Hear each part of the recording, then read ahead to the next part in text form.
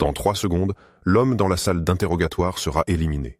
Pendant ce temps, le tueur profite du chaos créé par des dizaines de commandes de livraison. Il entre tranquillement au commissariat. Il s'appelle Baek Chang-gi, ancien mercenaire des forces spéciales. Aujourd'hui, il est le bras armé numéro 1 d'un groupe de cybercriminalité. Il arrive dans la salle d'interrogatoire. Le suspect qu'à l'intérieur le reconnaît. Son visage devient livide en un instant. Baek Chang-gi frappe d'un coup de lame-nette. Mission accomplie. Quand la police réagit enfin, le témoin est déjà mort. C'est ainsi que ce groupe opère, avec une arrogance totale. Peu de temps auparavant, dans les rues philippines en pleine nuit, un programmeur est pris en chasse. Il supplie une voiture de police de l'aider sans savoir qu'il appelle la mort. Baek Chang-gi descend du véhicule. Sans dire un mot, il abat le policier en pleine rue. Puis il récupère les preuves sur le programmeur. Derrière cet homme se cache un empire bâti par des experts en informatique, le génie Zhang Dongcheol et le maniaque de la violence Baek Chang-gi, unis pour créer un empire criminel. Ils imposent leurs lois par l'enlèvement, la séquestration et le meurtre, contrôlant fermement le marché coréen des jeux d'argent en ligne. Pendant ce temps, le flic monstrueux, Ma-ge, enquête sur un nouveau réseau de trafic de drogue. Il mène son équipe dans un assaut éclair venu d'en haut pour attaquer la planque. Les trafiquants pensent qu'une grille métallique leur fera gagner du temps pour détruire les preuves. Mais ils ont sous-estimé Ma-ge. À main nue, il agrippe la grille et l'arrache par la seule force brute. Les policiers se ruent à l'intérieur et prennent le contrôle des lieux. Dans le téléphone du trafiquant, Ma-ge découvre une application de trafic de drogue déguisée en appli de livraison. Les acheteurs passent une commande et des livreurs assurent une distribution rapide et discrète. Ma-ge décida de tendre une embuscade et d'attendre qu'il tombe dans le piège. Grâce à une opération de piégeage, tous les livreurs venus récupérer la marchandise furent arrêtés. Mais ils savaient parfaitement que ce n'était que des exécutants de bas niveau. Pour démanteler tout le réseau, il fallait s'attaquer directement à l'APP. L'enquête révéla que le développeur de l'APP était un programmeur nommé Lao Zhao. Il s'agissait de l'homme assassiné dans les rues des Philippines peu de temps auparavant. Ma-ge fit rapatrier le corps en Corée du Sud pour une autopsie. Le rapport médico-légal conclut que Lao Zhao était mort d'une perforation du cœur. Il avait subi des tortures systématiques avant sa mort. Son poids avait chuté brutalement de 60 hectares à 59 kilos en peu de temps. Plusieurs côtes étaient nettes et fracturées, mais aucune trace de drogue n'a été détectée dans son organisme. Il s'agissait d'une torture à l'état pur. La mère de Lao Zhao était anéantie par le chagrin. Elle raconta à Ma-ge que son fils avait dit avoir trouvé un emploi dans une société commerciale aux Philippines. Après cela, il n'avait plus donné aucun signe de vie. Ma-ge lui promit de rendre justice à son fils. Cependant, les pistes furent rapidement coupées. Le code de l'APP développé par Lao Zhao était open source, ce qui empêchait toute inculpation directe. Pire encore, quelques jours plus tard, incapable de supporter la perte de son fils, la mère de Zhao se suicida après avoir laissé une lettre d'adieu. Ma-ge fixa la lettre, déterminé à aller jusqu'au bout de l'enquête. Le service technique apporta de nouveaux éléments. Quelqu'un avait piraté le compte cloud de Lao Zhao. Les photos qu'il avait prises aux Philippines avaient été effacées. Une fois les images restaurées, elles menaient à un casino en ligne nommé Emperor Casino. Ma-ge estima que c'était très probablement la véritable cause de la mort de Lao Zhao. Mais le site du casino exigeait 100 000 yuans de frais d'adhésion.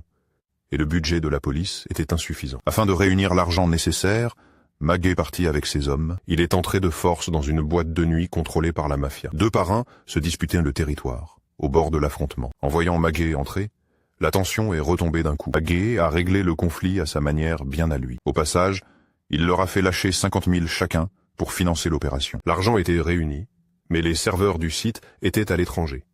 Et la traque s'est retrouvée dans l'impasse. Ma-ge est retourné voir les 2 chefs de gang. Ils lui ont fourni un personnage clé, Chang Mao, un joueur chevronné qui avait déjà gagné contre des sites de jeux d'argent. Chang Mao a révélé à la police les sombres dessous de ce milieu. Pour réduire les coûts, de nombreux casinos illégaux enlèvent directement des programmeurs, les forçant à assurer la maintenance des sites. Il savait aussi que l'agent coréen du casino de l'empereur se trouvait à Samseong-dong. Une opération de piégeage a alors été lancée. Chang Mao s'est fait passer pour un riche flambeur, dépensant sans compter dans le casino de Samseong-dong, réussissant à attirer l'attention de l'agent en costume. L'homme en costume lui a alors recommandé le casino de l'empereur. Mais il a involontairement découvert que Chang Mao était un policier infiltré. Il a aussitôt pris la fuite, mais Ma-ge et ses hommes l'avaient déjà encerclé à la sortie. L'homme en costume a immédiatement avoué. Il n'était qu'un démarcheur, travaillant pour son supérieur, Cui Yuxian. La police est intervenue sans tarder et a arrêté Cui Yuxian dans une boutique de vêtements. L'arrestation de Cui Yuxian a alerté le cerveau du réseau, Zhang Dongzhe. Il a immédiatement ordonné à Bai Changji d'éliminer le témoin. C'est ainsi que s'est produite la scène du début. Bai Changji s'est servi d'un livreur comme couverture pour s'infiltrer dans le commissariat et a exécuté l'assassinat avec un sang-froid absolu. Mais au sein même du groupe, tout n'était pas aussi soudé qu'il y paraissait. Bai Changji, arrogant et d'une brutalité extrême, n'a pas supporté une simple moquerie du conseiller en investissement, frère Lunette, et l'a sauvagement assassiné lors d'un dîner. Zhang Dongcheol est terrifié par cette machine à tuer devenue incontrôlable. Il contacte secrètement son homme de confiance, Monsieur Jaune, afin d'éliminer Bai Changji. Pendant ce temps, la police découvre sur le corps de frère Lunette des blessures au couteau identiques à celles de Lao Zhao. Il conclut qu'il s'agit du même meurtrier. L'enquête révèle que frère Lunette était un cadre dirigeant de l'entreprise de Zhang Dongcheol. Ma Ge prend la tête de l'équipe pour mener l'enquête. Dans l'ascenseur, il tombe nez à nez avec Bai Changji. Ma Ge perçoit immédiatement l'aura meurtrière de son adversaire. Bai Changji appuie alors sur le bouton menant à un étage inoccupé. L'instinct de Ma Ge lui dit que quelque chose ne va pas. Il le suit aussitôt. Au 19e étage, dans les toilettes, un affrontement éclate. Ancien membre des forces spéciales, Bai Changji se montre d'une redoutable efficacité. Il poignarde un policier. Puis, prenant un agent d'entretien en otage, il parvient à s'enfuir. L'affaire prend une tournure grave et Ma Ge est suspendu par sa hiérarchie. Mais il n'abandonne pas et, muni de la lettre laissée par la mère de Zhao, il s'agenouille devant le directeur pour implorer sa réintégration dans l'enquête. Il propose alors un plan audacieux. Combattre le mal par le mal. Puisque l'empereur Casino cherche à monopoliser le marché, ils créeront un nouveau casino en ligne pour lui voler sa clientèle et forcer ainsi les cerveaux du réseau à sortir de l'ombre. Le plan est approuvé.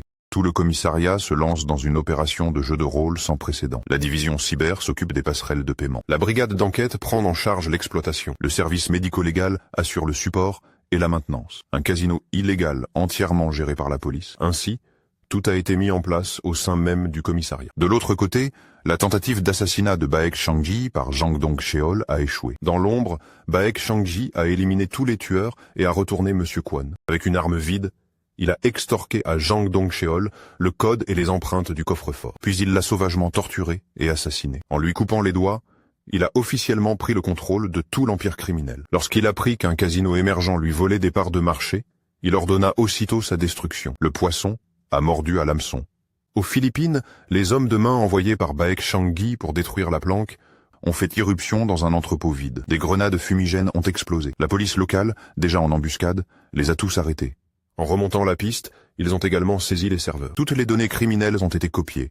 En Corée, Baek Changji a utilisé les doigts de Monsieur Zhang pour ouvrir le coffre-fort et s'est emparé du disque dur contenant les données originales. Il venait à peine de partir. Ma Ge est arrivé aussitôt avec son équipe et a arrêté Monsieur Quan et les complices restés sur place. Baek Changji s'apprêtait à fuir par l'aéroport. Il restait 10 minutes avant le décollage de son vol et la porte de l'appareil était déjà fermée. Mais l'appel de Ma Ge a forcé l'avion à suspendre son décollage. Dans la cabine exiguë, le policier monstre affronte le tueur d'élite dans un combat final. Ge affronte deux adversaires à lui seul, chaque coup portant avec violence. Le complice de Baek Changji est le premier à tomber. Il saisit un couteau de service, chaque coup visant à tuer. À main nue face à la lame, Ma Ge attrape le poignet de son adversaire. Il le brise par une force écrasante. Après plusieurs coups dévastateurs, l'arrogant Baek Changji s'effondre enfin. Ainsi, tous les criminels ont été arrêtés.